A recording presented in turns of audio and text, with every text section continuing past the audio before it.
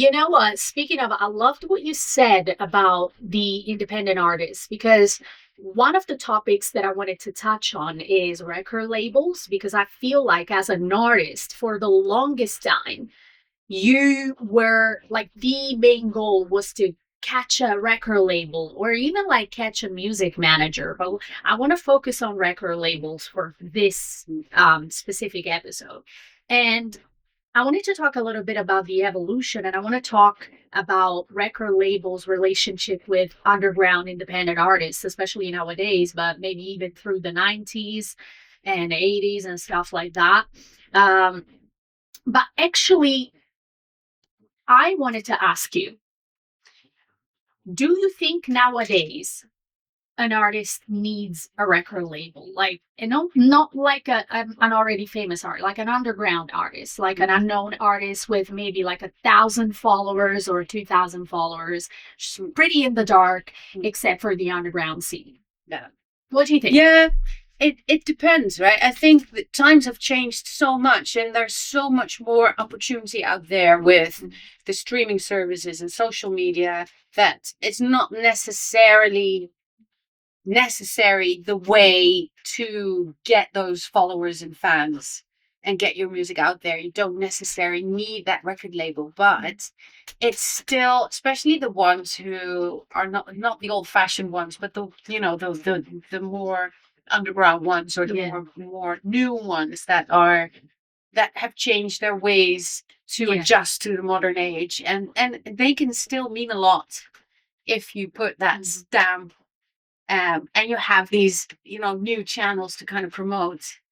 But is it necessary? No, I think we have a lot of examples nowadays of people who do it outside of any record label, or just create their own record label, basically. Yeah. Also, like one very interesting thing that I discovered recently is that record labels nowadays, they wouldn't even consider you unless you have a substantial amount of followers already, which to me is crazy because especially nowadays, like if you have something like 50,000 to 100,000 followers, why do I even need you? Some people might say, oh, to reach bigger stages and blah, blah, blah. I know that this is still pretty much a monopoly, like bigger stages and stuff like that. However, I feel like when you reach a following of like 100,000 or something, you're like already doing something right. Exactly. Yeah. And if you just take one of these grassroots and underground venues and you hire them out and you put on your show, and people are going to come because when you reach that kind of followers, you're already at some sort you of already have your fan base. Exactly.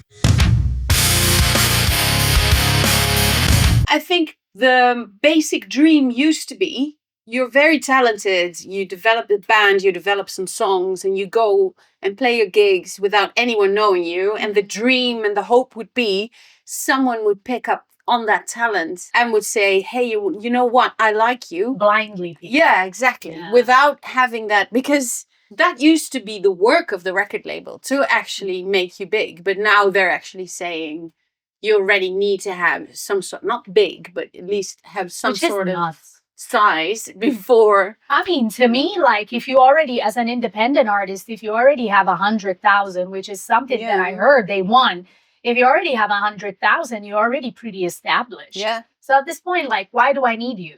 But it would be very interesting to find out. So, I don't know, maybe we can put it on our list to ask someone from one of those record labels to actually come and sit on this couch with us. To be honest, And tell us how it is and why that's how it works. And does that actually work?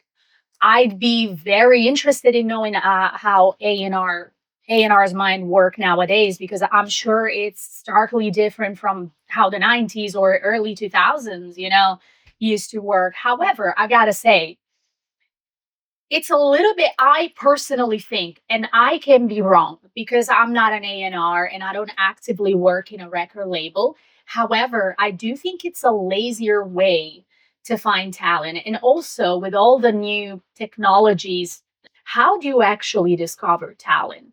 I remember, like, if you think about records like Nirvana, or if we think about, it's even like Mariah Carey, Celine Dion, Britney Spears, even Madonna, like these people, whether you like them or not, they had a certain talent into something. But nowadays, I really see some obnoxious crap being pushed by some record labels or something like that. And you're like, what was the criteria behind picking this Yeah, when there's because so it much sells talent? well. It sells well. The band is also not doesn't sell if you have to send at least 4 or 5 people on tour with all their equipment. It's way easier to just grab one person and Yeah. overstyle them and push them into your social media channels and streaming platforms and auto tune the crap out of it, and that's what sells, right? All those individuals and Yeah, like but do you agree with me that this is a lazier way because you're it looking just for someone has nothing to do with music. It exactly. has to do with PR and has to do with commercial selling stuff, Exactly. basically. I mean, don't get me wrong, like record labels, they were the core business of music, you know?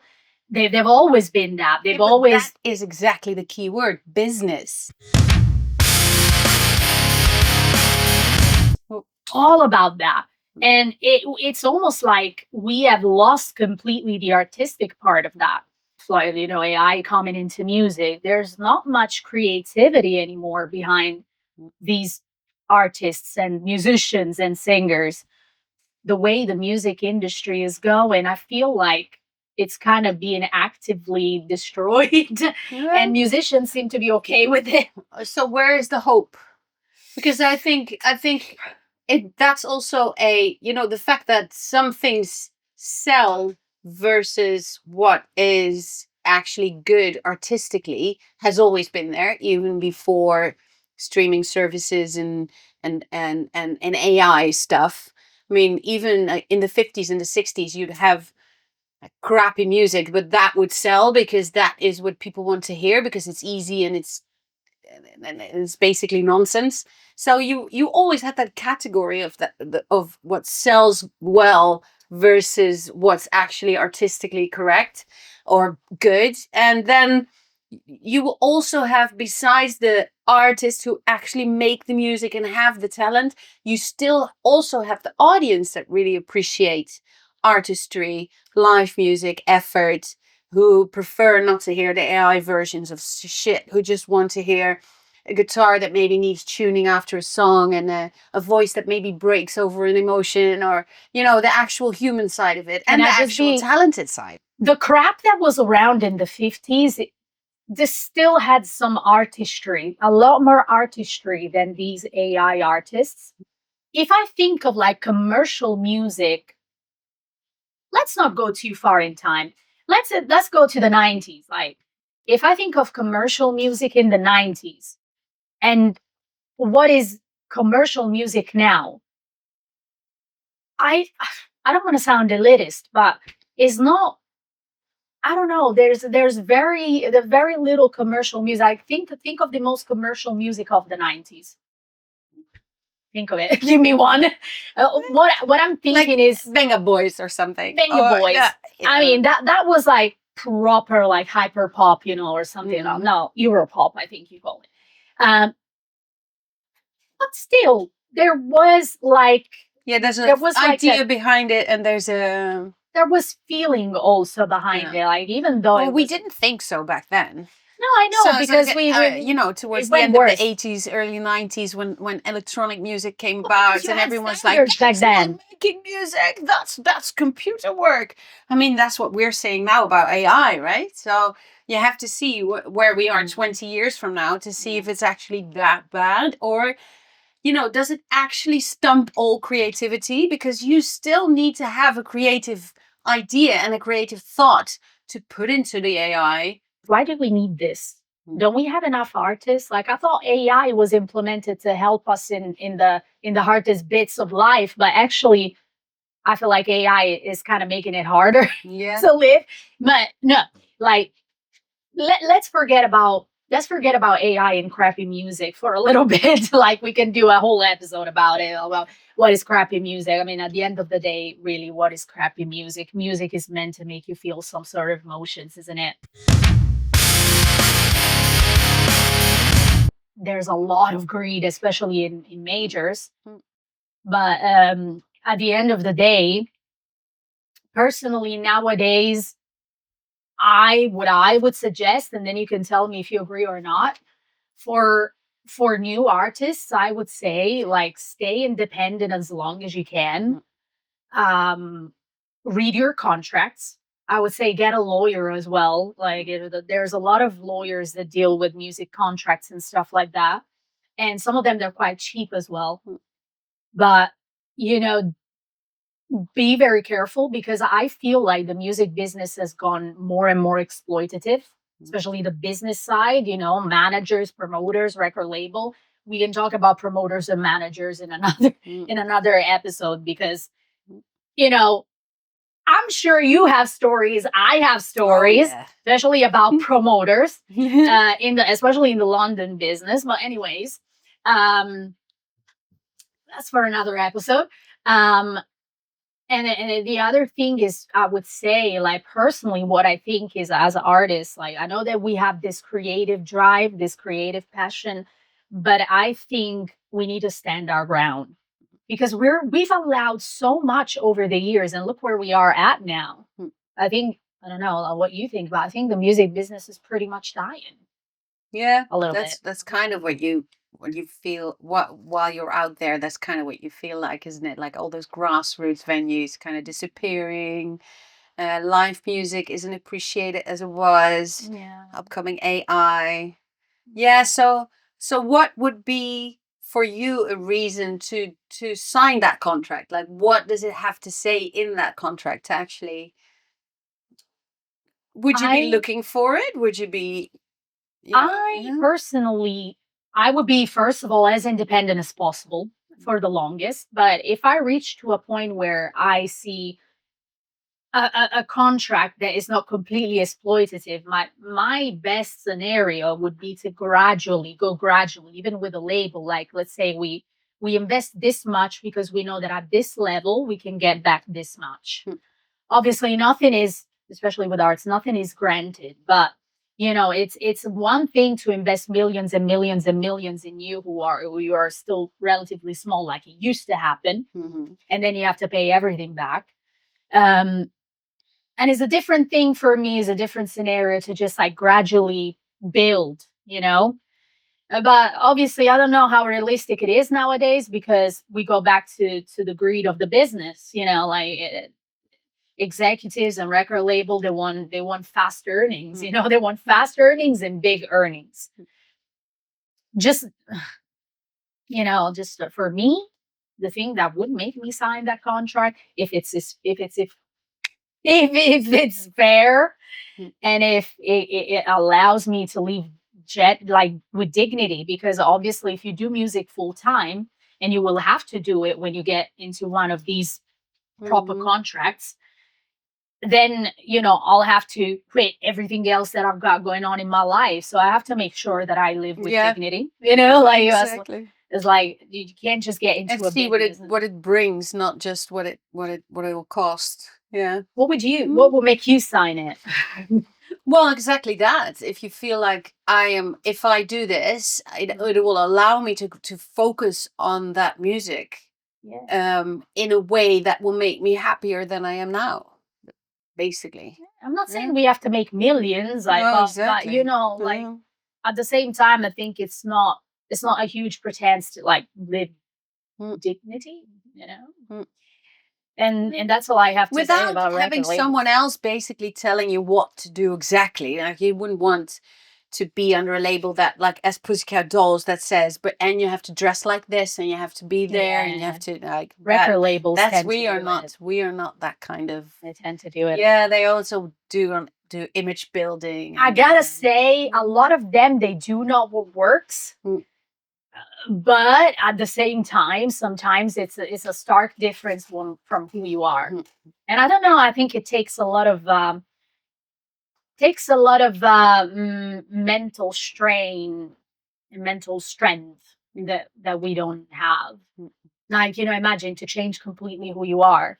mm, They tell me, okay, we're going to sign you. However, you're going to have to dress up like, I don't know, Taylor Swift. mm, No shade to Taylor Swift, but it's not my style. You know what I mm. mean? Yeah, that's a lot of mental strength that I don't have. I want to dress the way I want to dress, Yeah. like my leather trousers. Yeah. Fair. Very fair. So you mentioned streaming services before, actually. I'm very curious. I really want to have this discussion because, you know, streaming services have obviously become a huge part of how we consume music. However, it's a kind of format that is never ours. In the past, like people used to buy CDs or even vinyls and stuff like that. I want your opinion on this because I've consumed like CDs. You have consumed like various ways of music distribution, and I want your input on streaming services, specifically Spotify. Oh, yeah. It's hard, isn't it? Because I think when this all started, the whole streaming thing, YouTube, Spotify, we were all so happy that there was no longer a need to sell CDs. We have a means to spread our music over the world without having to, invest in heavily in having it printed, whatever. But then these mofos came with all their algorithms and all their restrictions and all their tricks to make us pay in order to get heard.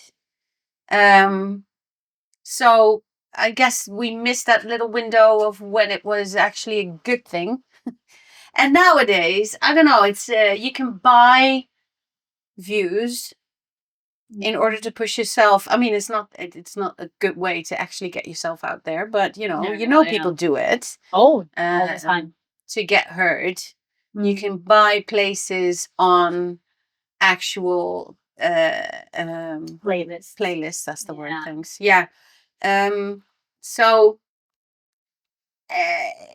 there's a lot of good things that happened, but there's a big downside to it, I'd say. From a sound point of view, what do you think?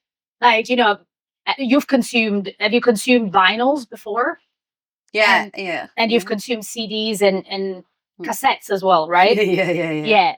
So what about the sound aspect? The quality, you Yeah, mean? the sound quality. Well, that still has to do with who recorded it and how and why and when.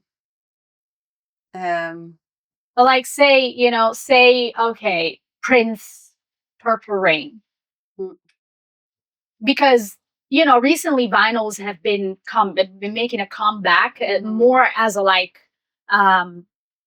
piece of historic or like historic art rather than like we need vinyls because and personally I well depends on the quality of the reader as well, but personally I really love the sound. It's so soothing, as I was saying about Spotify.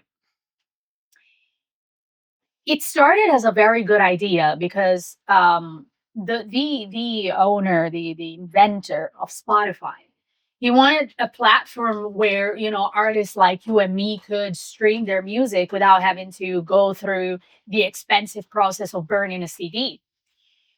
However, obviously, we go back to the greedy executives of record labels sound like they came in and they bought everything and they tried to make it their monopoly.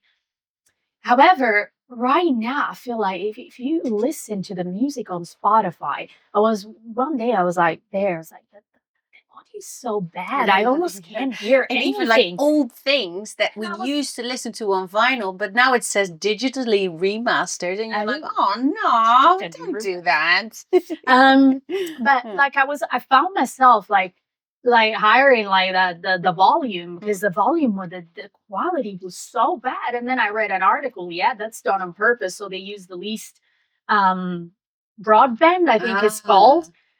So it's made to like save money. So I'm like, what am I really paying for? Also because like artists don't really see the most of the money out of streaming. So what am I really paying for? You The need quality's bad. millions of views to actually earn some money from that. Yeah. And when you earn some money is like the equivalent of like minimum wage. Mm. Yeah, it's for me it's just ease of use. So I basically left everything in the Netherlands. I have a huge CD collection. I was collecting old vinyls as well, and I loved that, not just the sound of it, but also especially records, because it's even an activity. Someone would visit and you would play records, and every 5 songs you have to turn it over, right? So it's like an actual activity. It's not, and now you just plug in your Spotify, you put on the playlist, and it just keeps going, and it's very easy, but it's also a bit lazy, maybe. I didn't bring the whole collection to London because I didn't know how long I was going to stay. And now I've been without it for 4 years. I do miss it from time to time. Yeah. Yeah. So were the CDs your music as well, or was it just like CDs, like for example? Yeah, just like, music I want to listen to. Yeah. oh, cool. Okay. Yeah. The thing is, that's the other thing, because they said, oh, but nowadays with the streaming services, like you pay less and you have access to a broader catalog. And I'm like, yeah, okay. But then back then, you used to pay, I don't know, how much was, but you actually own the physical, you own the music, and it was like great quality. Like the sound was actually, they made sure that everything was WAV master and everything sounded like a WAV master, not like, reduced to an MP3. If you know what I mean, like some compressed shite that like you have to blast. So I don't know. I'm very conflicted on It would streaming be services. it would be part of your personality, wouldn't it? Yeah. It's a if you come to someone's house for the first time, you go and check their CD or their record collection to see what kind of person they are, or Yeah. you see what they play in the car, or Yeah. yeah. And now you check their Now, Spotify now you playlist. say, yeah, exactly. Show me your 2025 Wrapped before we take this date any further. By the way, oh my God, I've done the 2025 Wrapped, and actually it was done by AI. Mm-hmm. I mean, mine was a little bit all over the place. Like, there was the listening age, actually. I don't know if you've done it, the listening age. And, this, despite being in my late 20s, my listening age was 50. And that was funny because, like, this is so crap. Like, it was an AI generated slop. It wasn't even good AI generated. And I heard that there were a lot of people that got fired over the rap because it was curated by actual humans, and you could tell because it was ingenious. There was the human touch. And out with the AI, there were a lot of mistakes as well, by the way, that a lot of people filmed and screenshotted. And it was like, it was so funny. It was like, well, that's what you get for using AI for everything, isn't it? Yeah. Sometimes you just have to let the human touch, especially in arts. Yeah. Did you do especially in arts? No, I didn't do it this year actually. Yeah, don't know why. So you should have done just for the listening age. Exactly. And I think actually when it comes to music, the older you are, listening age wise, the better it is. It's like a huge compliment. Oh, I'm actually. very proud. I'm very proud to have like 52 in listening age. Yeah. Like, I listen stuff like Pink Floyd and Queen, stuff from the 70s, David Bowie. Actually, one of my favorite songs is Heroes by David Bowie, which is from 1977. I actually didn't think it was that old. I thought it was like late 80s, but it turns out it's like 1977. But I love David Bowie. With our Resonance by Slate podcast, every edition, we also want to put a spotlight on a local artist or a musician, someone who we like, someone who we favor, and someone who deserves to be mentioned. Yeah. And for this first episode, we have chosen a Lady Rage. Yes. We have specifically picked them because recently, unfortunately, Sophia, which was known as Siren Sycho, she unfortunately passed away very suddenly. Very sad. Which was a shocker because she was young. So, and I've actually met Lady Rage, and we've actually had like a few exchanges, and I know Nika, the guitarist. Um, and for me, it was shocking because she was a very supportive lady. She had her personality. It was very bubbly, very crazy personality. However, she always struck me as a very sweet woman deep down. Like one of those women with a tough shell, but a proper true rocker. Yeah. And I've always appreciated also her style. I love an artist that is not afraid to like completely rip the stage and show this bold style. Reminded me of all the great artists that inspired me as well, like Freddie Mercury, David Bowie, like, as we were saying before. So even though we were not like extremely close friends, like I really appreciated her artistry and her stage presence. And actually, like a few days ago, I found a comment that she left on my previous band, because she used to follow my previous band, and she used to be very supportive actually.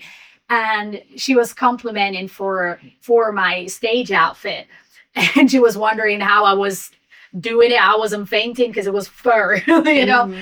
Um, and it just reminded me of how supportive and how cool as a person she was. And when I heard that she passed away, I couldn't believe it. I was wondering like what the hell happened, because she just like fell sick.